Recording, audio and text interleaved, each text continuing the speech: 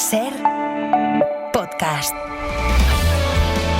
11:30, las 10:30 en Canarias. Saludamos a Pilar Alegría, la ministra de Educación, Formación Profesional y Deportes, aquí en los estudios de Gran Vía 32. Hola Pilar, ministra, buenas noches. Buenas noches, ¿qué tal? ¿Qué tal? ¿Cómo estás? Muy bien, encantada de estar aquí. Lo mismo digo, primera visita que haces al Larguero, ¿no?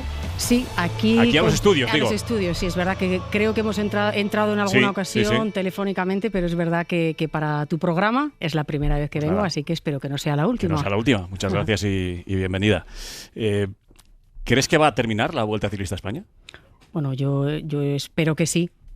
Espero que sí, y es verdad, y además lo sabes, seguramente los oyentes también lo conocen, que esa decisión pues no le corresponde, ¿no?, a esta ministra ni a este gobierno. Es una decisión que lógicamente tendría que tomar los organizadores de la Vuelta, y bueno, quedan 4 etapas y bueno, ya hemos conocido esa primera información, ¿no?, de mañana la prueba en Valladolid, que se ha cortado y la han dejado a esos 12,2 kilómetros. 12,2, de 27 a 12,2. Efectivamente. Entonces, bueno, lógicamente nosotros como gobierno, por lo que sí que vamos a velar, y evidentemente así nos corresponde y así nos toca, es velar lógicamente por esa seguridad y esa integridad, evidentemente, de los deportistas, de los aficionados, pero por supuesto también ese derecho fundamental a la manifestación de tantos y tantos ciudadanos, que al final, no nos olvidemos, lo que están haciendo es trasladar la indignación y el dolor y la vergüenza, ¿no?, que sentimos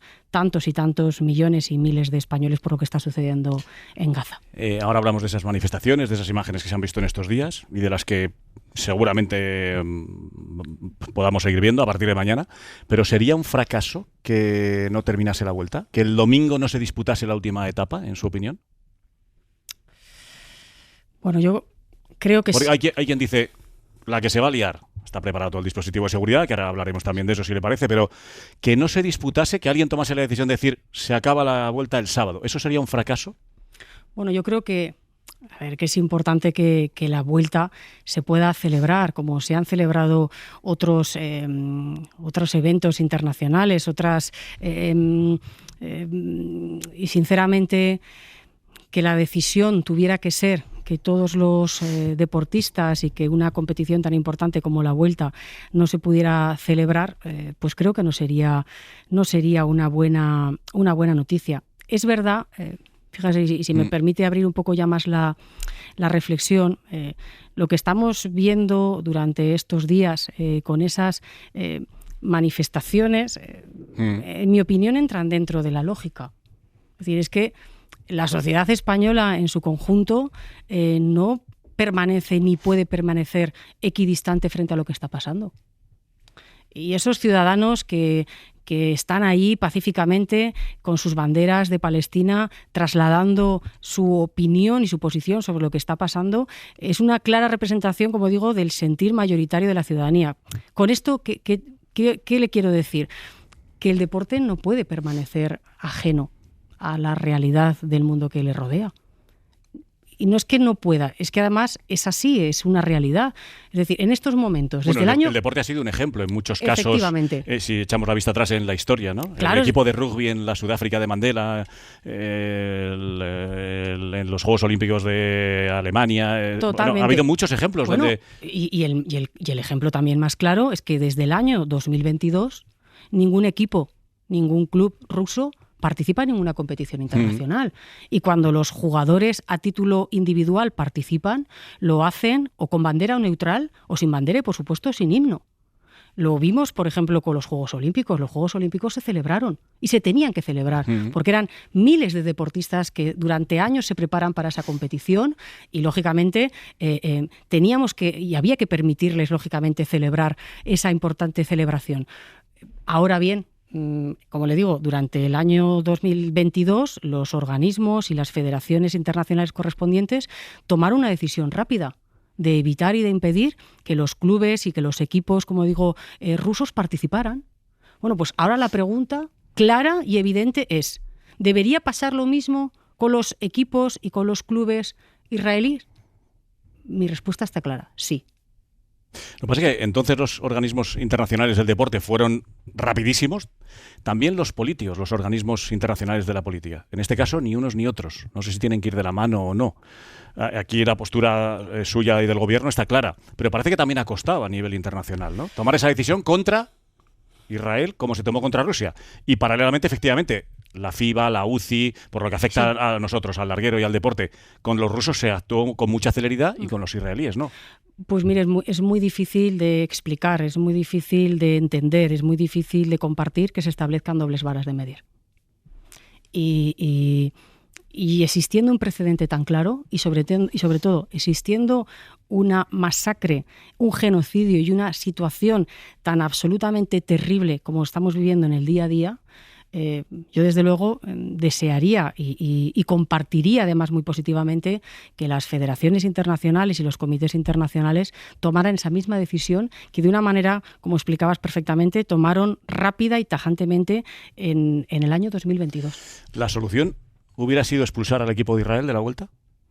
Yo creo que, bueno... ¿O no haberle dejado participar? Pues lo mismo que se adoptó, como le decía, en el año 2022 con los equipos y con los clubes, porque luego además esta situación que estamos viendo ahora mismo en la Vuelta no va a terminar aquí. Próximamente va a empezar la Euroliga. Y hay grandes equipos rusos que usted conoce perfectamente y los oyentes como el CSKA, que todo el mundo tenemos claro que no va a participar. Sin embargo... El Maccabi, por ejemplo. Por ejemplo. Entonces aquí al final es una decisión, lógicamente, que tiene que adoptar quienes tienen en este caso las competencias, que son las federaciones y los comités internacionales. Y yo ya le digo, desearía, me gustaría, compartiría positivamente que esa misma decisión que se adoptó en el año 2022, sobre todo porque al final el mundo del deporte no puede permanecer ajeno cuando defiende y promulga unos valores tan básicos. ¿Ha habido presiones del gobierno a la organización de la Vuelta Ciclista para expulsar al equipo de Israel? No lo ha habido, porque ya le digo, porque además la decisión, lógicamente, de que participe o no participe, no le corresponde, lógicamente, a este gobierno. Nosotros, como le decía en el primer momento, es garantizar... Por eso digo, al no tener competencias el gobierno para poder expulsar al equipo de Israel, no sé si ha habido en algún momento conversaciones, situaciones de presionar a la Vuelta para decir las soluciones. Bueno, lo dijo incluso el director deportivo de la Vuelta, en la mano derecha de Javier Guillén. Sí. Lo dijo después de los incidentes y de las protestas en Bilbao. La solución sería expulsar al equipo de Israel, pero ellos también dijeron que tampoco tienen competencias. Y es verdad. Entonces, nos estarán escuchando los oyentes del larguero y dirán, el gobierno no tiene competencias, la Vuelta Ciclista no tiene competencias. Para tomar este tipo de decisiones. ¿Quién tiene competencias para pues en este caso la tiene la UCI y evidentemente, lógicamente esta decisión tiene que ser también compartida por el Comité Olímpico Internacional, como deporte olímpico que es. Que la tomó rápidamente con Rusia. Claro, también. Por eso le digo, si es que frente a la situación que estamos viviendo de una magnitud tan grave,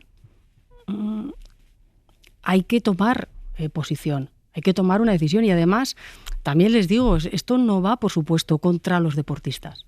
Lo explicábamos hace unos minutos. En los Juegos Olímpicos, cuando un deportista ruso recogía una medalla, lo hacía con una bandera neutral y con el himno de los Juegos. Bueno, el caso más inmediato lo vimos en la final del US Open femenino el sábado.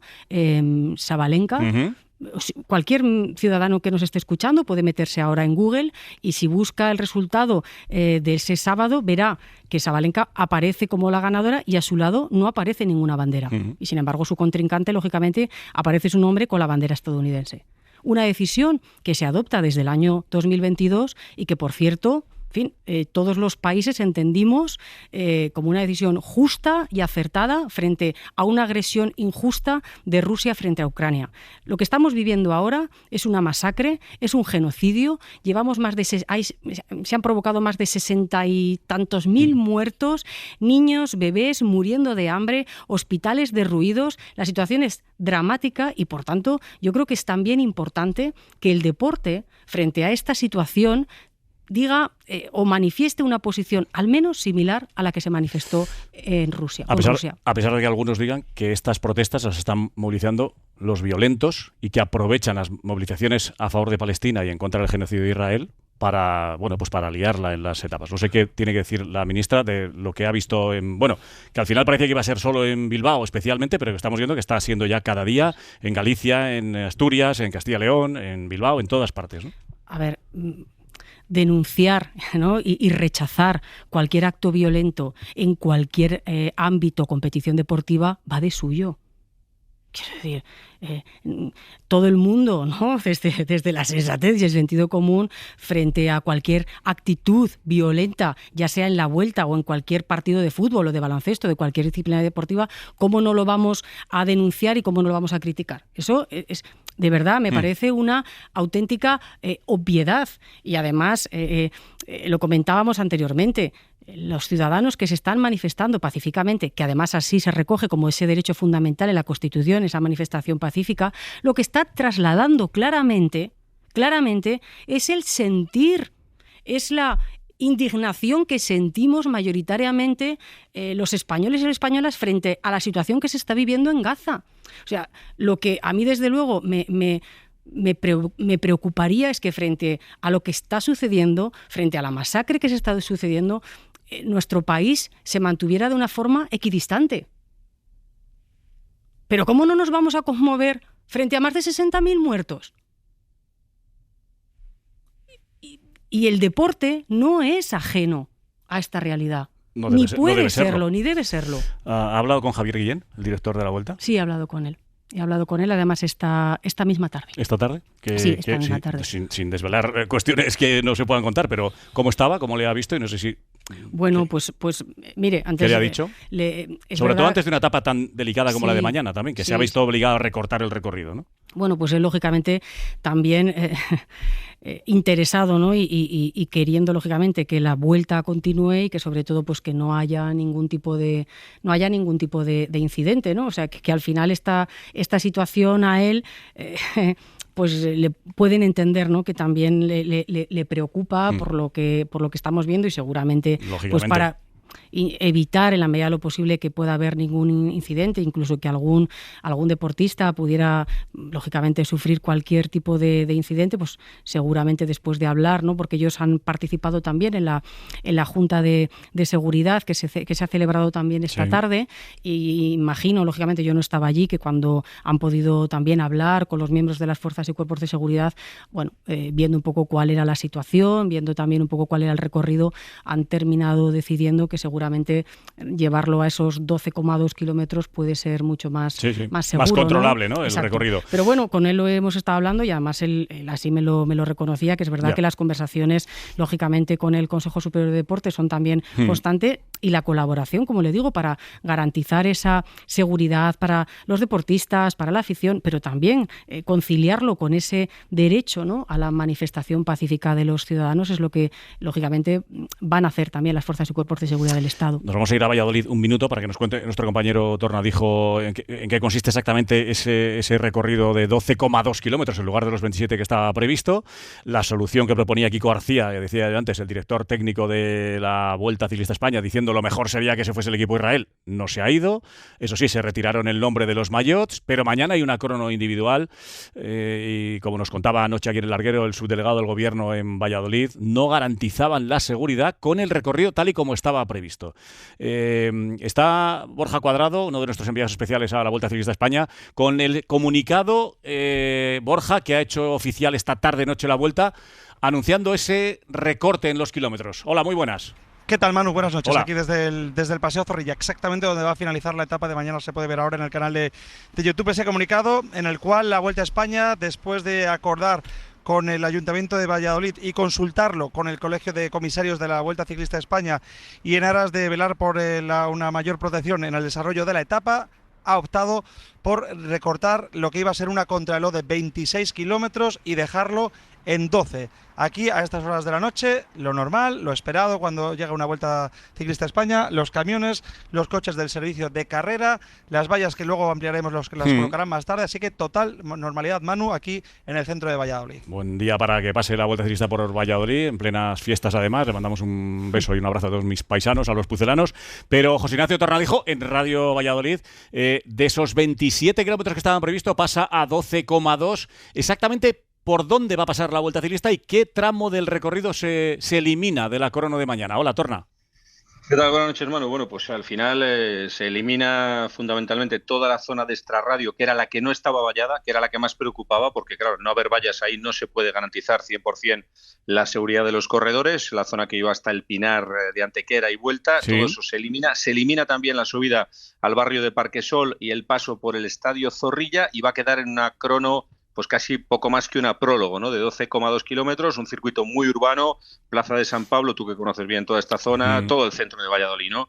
Plaza de la Universidad, Plaza España, cruzando el río, giro para volver a Paseo Zorrilla, después todo lo que es Paseo Zorrilla arriba y abajo, y finalmente la meta también, como decía ahora Borja, en el punto de Paseo Zorrilla, junto a Plaza Zorrilla, Academia de Caballería, ahí va a acabar. Es decir, se elimina parte importante de la carrera, queda pues una crono muy descafinada, ya no es lo mismo para la lucha por la general, 12 kilómetros que 27, ¿no? Pero bueno, la decisión, como avanzábamos casi a las 8:30 de la tarde, estaba tomada porque había mucha preocupación. Creo que tampoco han ayudado nada las palabras del líder de Podemos en Castilla y León, secretario de organización de Podemos, Pablo Fernández, donde ha llamado a la desobediencia civil, al boicot a la carrera y a intentar impedir que acabe fuera como fuera. Me parece que no son unas palabras que han ayudado para nada a la tranquilidad de nadie, y para evitar que salga un chalao y tire a un ciclista y se abra el ciclista a la cabeza, pues yo creo que han buscado una medida un poco más sensata y conseguir pues que por lo menos toda la zona por donde se va a desarrollar la crono de mañana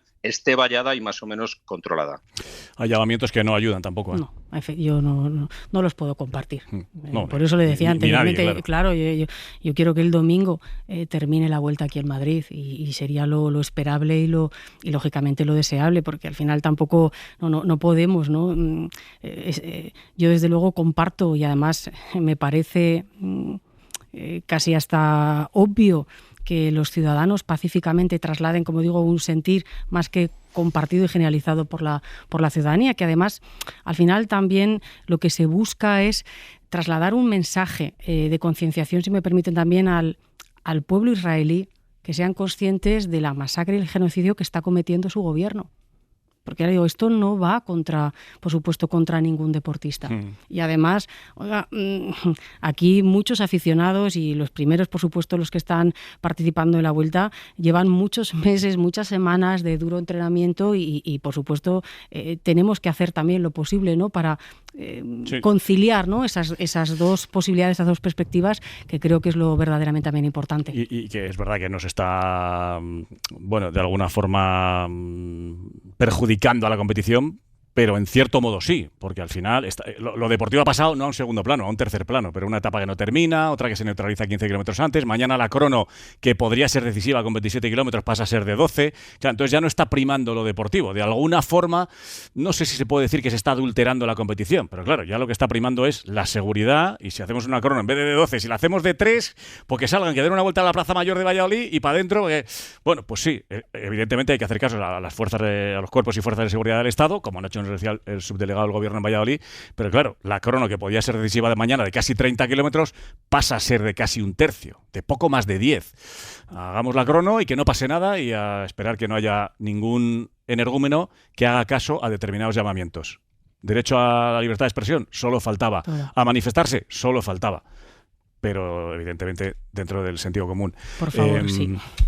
No sé si quiere añadir algo más, porque creo que el domingo va a ser un despliegue. Ha dicho usted que sería un fracaso que no terminase esa Vuelta Ciclista o que se suspendiese, que sería un fracaso un poco de todos, ¿no? Que tuviésemos que suspenderla. Pero sí va a haber un despliegue importante, ¿no? Sí, y sobre todo injusto, ¿no? Es como lo que les digo, imagínense que hubiéramos tenido que suspender los Juegos Olímpicos, ¿no? O cualquier otra competición internacional, ¿no? Porque al final, si esto sucede, parece que estemos señalando a los deportistas, y esto es profundamente injusto. O sea, ellos bastante hacen, ¿no? Todo el año entrenando y esforzándose para llegar a las mejores condiciones a este tipo de eventos y a este tipo de competiciones, como para que además no pudieran, ¿no? terminar la carrera. O sea, que en ese sentido no les hagamos responsables a ellos, ni muchísimo menos, faltaba, por supuesto, de decisiones que no les compete a ellos. Totalmente. Ellos hacen, lógicamente, cumplen más que de sobras con su responsabilidad y con su trabajo. Y aquí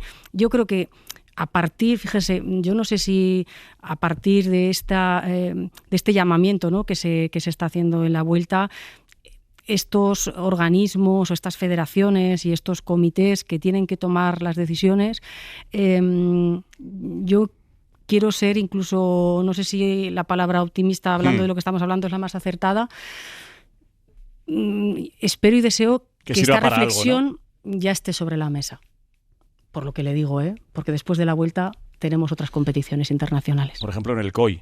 ¿Esperaría un paso al frente del COI en este sentido? Bueno, yo le decía anteriormente, espero y deseo que esta reflexión y que esa decisión que fue tan clara y tan determinada y que se adoptó... Sí. Aprovechando su visita al larguero y antes de despedirla, hay 3 asuntos por los que le quiero preguntar rápidamente. Ya nos metemos en materia con el Sanedrín y con el resto de la actualidad. Pero mañana la UEFA decide sobre el partido Villarreal Fútbol Club Barcelona que propone la Liga, que ha aceptado la Federación, para que se juegue en Miami. ¿Qué le parece al Gobierno de España que un partido de la Liga Española se juegue en Estados Unidos? Pues le voy a responder con una reflexión. Yo, desde luego, como Gobierno de España, lo que estoy haciendo es precisamente atraer competiciones internacionales a mi país. Porque sabemos hacerlo, porque tenemos buenos deportistas, grandes y magníficas aficiones y, por tanto, lo que estoy intentando es eso, atraer competiciones internacionales a España. Pues imagínese, sobre competiciones nacionales, donde me gusta que se jueguen, lógicamente, en mi país. Sobre todo porque, además, me sirve el mismo motivo. Tenemos grandes ciudades, magníficas ciudades, enormes y grandes estadios y grandes aficiones. Por lo tanto, yo desde luego soy partidaria... No al Villarreal Barça en Miami. Yo desde luego soy partidaria de que las competiciones nacionales se jueguen en España. En España se va a jugar el Mundial en 4 años. Todavía queda, pero van pasando rápido las fechas. En 5 años, en 2030, con Marruecos y con Portugal. Se sabe ya, no sé cómo va ese tema de la final, que tiene a todos los aficionados. ¿Va a ser en España la final? ¿Va a ser en Marruecos? ¿Se sabe algo? Hombre, lógicamente mantenemos conversaciones fluidas, como no podía ser de otra manera, tanto con Portugal como con Marruecos. ¿Y qué le va a decir la ministra de Deportes? Que yo desde luego voy a trabajar y ya estamos en ello, porque a mí creo que incluso me atrevería a decir que hasta por condiciones objetivas me gustaría que esa final pudiera venir a España. Pero es verdad que esa decisión todavía no está cerrada y se me va a preguntar ¿dónde se tendría que disputar? Correcto. Bueno, pues yo si fuese en España, ¿tienen claro Madrid o Barcelona? A ver, ¿En el nuevo Bernabéu o en el nuevo Camp Nou? Que tiene que acabar tarde o temprano. Yo siempre utilizo una frase para este tipo de preguntas, que cuando llegas al río se cruza el puente. Entonces, ¿qué le voy a decir? Creo que ambas dos candidaturas serían grandes y magníficas candidaturas, por tanto, cuando llegue el digo momento... porque en su día el entonces presidente Rubiales dijo, la final, lo suyo es que empiece el Mundial en Madrid y que termine en Madrid. O sea, el entonces presidente de la Federación apostaba por Madrid. Eso en el gobierno no está decidido, ni mucho menos. ¿Puede ser Madrid o puede ser Barcelona? Yo creo que lo primero es no adelantar pantallas. Es decir, lo primero es que nos garanticemos que la final se juegue en España. Que este es yo creo que es el primer reto y el primer objetivo. Bueno, si pudiese se lo llevaría a Zaragoza. Si pudiera. Y para terminar, hoy hemos conocido que han detenido a un aficionado, bueno, por llamarle algo, que fue al Carlos Tartiere, al Oviedo Real Madrid, detenido por un delito de odio, por insultar con los gestos del mono y con la onomatopeya del mono a un jugador del Real Madrid, en este caso a Kylian Mbappé. Seguimos dando pasos en este sentido y hay que seguir dando más. Hay que acabar con estos personajes que se creen que por comprar una entrada tienen derecho a todo. Tienen derecho a todo, ¿no? Y sobre todo al insulto. Bueno, pues bienvenida sea nuestra actuación para trasladar también un mensaje que desde luego en el deporte, en el fútbol, en los estadios, no cabe el racismo y no cabe la xenofobia. Con lo cual, bienvenido sea. Lo que dices, al final, el comprar una entrada, el poder disfrutar de un buen partido de fútbol es absolutamente ajeno a este tipo de comportamientos y de conductas xenófobas. No le preguntaba, hablando del delito de odio, por las diligencias que ha abierto el juez Pedraz por un posible delito de odio en las protestas en la Vuelta contra el equipo israelí. ¿Qué valoración hace? Bueno, no me corresponde. Lógicamente ahí es la justicia la que ha abierto este proceso y, por tanto, el juez determinará. Véngase más a menudo por el larguero. Hay muchos temas en el deporte también, ¿eh? Algunos más alegres que precisamente que nos ocupa estos días de la Vuelta Ciclista a España, pero tenemos afortunadamente muchas buenas noticias en el deporte español. Así que, ministra, aquí la esperamos cuando quiera. Bueno, muchísimas gracias por la invitación y espero poder venir más a menudo aquí al estudio. Buenas noches. Gracias. Buenas noches. Para no perderte ningún episodio, síguenos en la aplicación o la web de la SER, Podium Podcast o tu plataforma de audio favorita.